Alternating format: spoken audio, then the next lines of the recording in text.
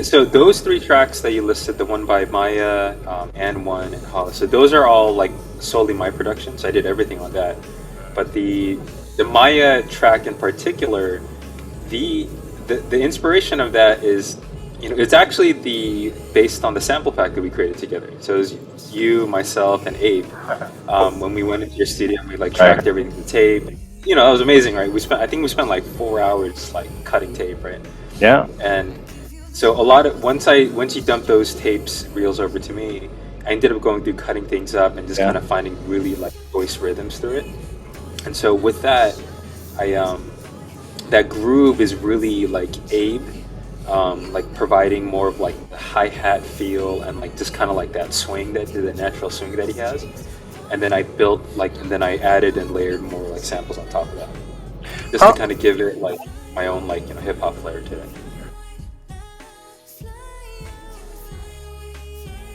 It depends because it's like it really depends on the needs of the song and the groove and your mood and Right. like for example, like can you see my screen? It's pretty open, right? I can? Like Yeah.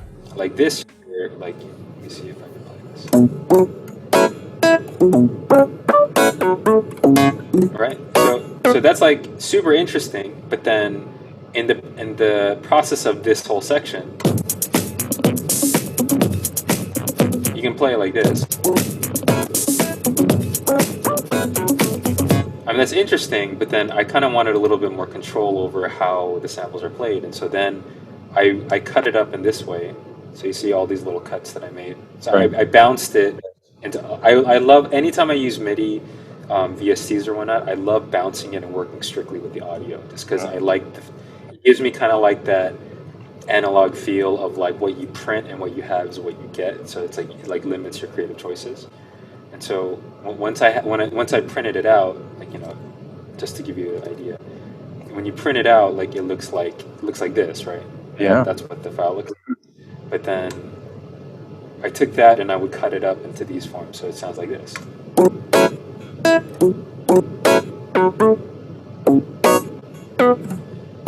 So then if you play it like this, it goes.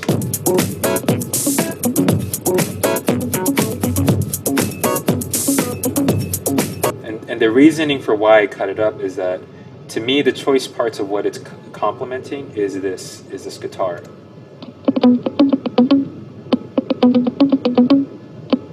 Oh. It's like super Paul Jackson Jr., like Michael Jackson kind Yeah. of vibe, right? But I want the clav to like really complement that in rhythm. I don't want it to overtake it or compete with each other. So when you play them together, it sounds like this.